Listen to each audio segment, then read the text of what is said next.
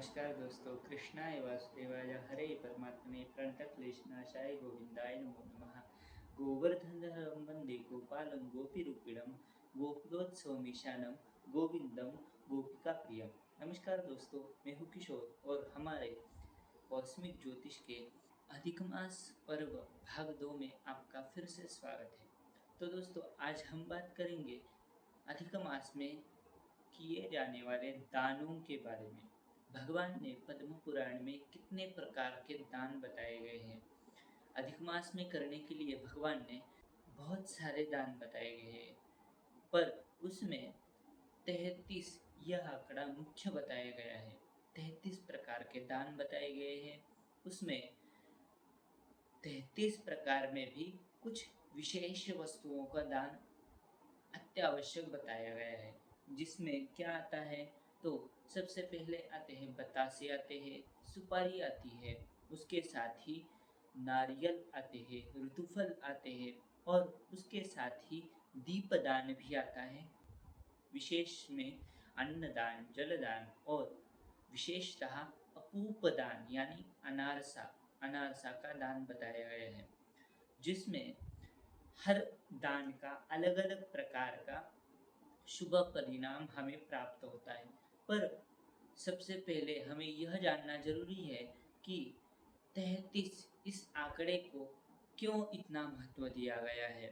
क्योंकि हमारे संस्कृति में 33 कोटि भगवान बताए गए हैं, पर इसमें 33 कोटि माने यहाँ पे संख्यावाचक शब्द नहीं है, तो यहाँ पे प्रकारवाचक शब्द बताया गया है। 33 कोटि माने 33 प्रकार के देव है। इसमें कौन कौन से भगवान आते हैं, तो 12 प्रकार के आदित्य आते हैं, 11 रुद्र आते हैं। उसके साथ ही भारतीय संस्कृति में जिन्होंने आयुर्वेद और औषधियों का निर्माण किया, वह दो भगवान यानी अश्विनी कुमार, दो अश्विनी कुमार आते हैं। और उसके साथ ही अष्टवसु, यह सब मिलाकर 33 प्रकार के भगवान माने गए हैं, देव माने गए हैं।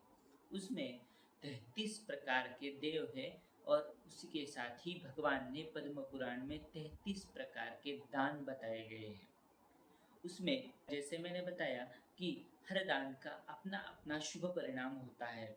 जैसे कि घृतदान बताया गया है। घृतदान का क्या परिणाम होता है, तो घृतदान का परिणाम यह होता है कि अगर किसी घर में पति पत्नी का छोटे छोटे कारण से झगड़ा होता हो या घर में वाद विवाद होता हो, बिना किसी कारण के सिर्फ वाद विवाद या फिर घर में क्लेश होते हो, तो आप छोटे से चांदी के कटोरी में या फिर तांबे की कटोरी में घी दान कर सकते हो। उससे क्या होता है, तो उससे घर के क्लेश कम होते हैं। उसके साथ ही दीपदान का महत्व भी बहुत बड़ा बताया गया है। क्या महत्व है और कैसे करना चाहिए, तो घर के जो स्त्री होती है, माता बहन होती है, उन्होंने क्या करना चाहिए, तो उन्होंने हर रोज पूरे महीने तक, अधिक मास तक, पूरे महीने तक भगवान के सामने एक दिया जलाना चाहिए। पूरा महीना भर में उसको जलाकर लास्ट के दिन में वह दीप दान करना चाहिए। उससे क्या होता है, तो उनकी सारी इच्छित मनोकामना पूर्ण होती है। उसके साथ ही अन्नदान का भी बहुत बड़ा महत्व बताया गया है। अन्नदान में भी अपूप दान का भी बहुत बड़ा महत्व है। क्या क्या महत्व है, तो अपूप दान क्या है, तो अपूप में जो छिद्र होते हैं वह उनको गिना नहीं जाता। उसमें सहस्र छिद्र बताए गए हैं। और हमारे संस्कृति में ऐसा बताया गया है कि कण कण में भगवान का वास होता है।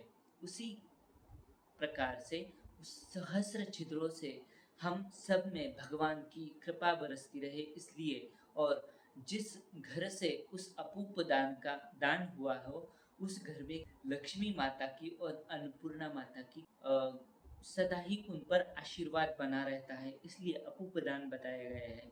तो बहुत सारे व्यक्तियों को क्या होता है, तो एक विडंबना होती है। क्या होती है, तो हमें दान तो करना है, परंतु उसकी जो विधि है वह ज्ञात नहीं है। तो मैं 2 मिनट में आपको विधि बताता हूँ। जिस कारण से आप अपने आप से ही वह विधि करके दान कर सकते हैं। तो क्या विधि है? तो सबसे पहले कौन सा भी जो भी दान है, उस दान को आपके सामने लेना है। उसके साथ ही हाथ में जल लेकर सबसे पहले तो आपको 3 बार जल पीना है, आचमन करना है। उसके साथ ही आपको तिलक लगा लेना है और उसके बाद में हाथ में संकल्प लेना है। क्या संकल्प लेना है? मेरे पीछे बोलना है कि मम त्रयस्त्रिंशत् देवतात्मक विष्णु रूपी सहस्रांशु श्री पुरुषोत्तम प्रीति द्वारा निखिल पाप प्रशमन पूर्वक पुत्र पौत्रादि धन धान्यादि समृद्ध्यर्थम लोकद्वय सुख हेतु पृथ्वी दान फल प्राप्ति अपूप अच्छिद्र समसंख्य वर्ष सहस्रवधि स्वर्लोक निवासादि कल्पोक्त फल सिद्ध्यर्थम मलमास पुरुषोत्तम मास युक्तम यथाविहित दान अहम करिष्ये। ऐसे बोल के सामने थाली में जल छोड़ना है और उसके बाद में उस अपूप पे एक फूल चढ़ा देना है और उसके साथ ही उस पर हाथ रख के भगवान विष्णु का स्मरण करके उसको बोलना है कि विष्णु रूपी सहस्रांशु सर्व पाप प्रणाशनः अपूपान्नान दानेन मम पापं व्यपोहतु नारायण जगदीश भास्कर प्रतिरूपक व्रतेनानेन पुत्रांश संपदम व्यापी स्वर्धय। इस प्रकार से भगवान विष्णु का स्मरण करके उस अपूपदान को हाथ में लेना है और सामने वाले जो भी आपके दान ग्रहण करता होंगे उनके हाथ में देते समय इस छोटे से मंत्र को बोलना है। इदम सोपस्कारम त्रयस्त्रिंशत यथाविहित दानम सदक्षिणाकम तुभ्य अहम संप्रदते। यह बोल के उनके हाथ में दे देना है और उनको प्रणाम करके यथाविहित दक्षिणा देके उनको प्रणाम करना है। इस प्रकार से यह दान आप कर सकते हैं। यह सिर्फ मैंने अपूप दान का ही नहीं, सब प्रकार के दानों का वह संकल्प बताया गया है। और यह संकल्प सिर्फ आप अपूप दान यानी अनारसे का दान के वक्त ही नहीं यूज कर सकते, तो सब प्रकार के दानों के वक्त आप यूज कर सकते हो। तो दोस्तों, ऐसे ही महत्वपूर्ण जानकारी पाने के लिए हमारे चैनल कॉस्मिक ज्योतिष यूट्यूब चैनल को सब्सक्राइब करें और उसके साथ ही यह आपको वीडियो कैसा लगा यह हमें कमेंट में बताइए। इसी के साथ इस वीडियो को लाइक करें, शेयर करें और हमारे चैनल को सब्सक्राइब करें। जय श्री कृष्ण दोस्तों, धन्यवाद।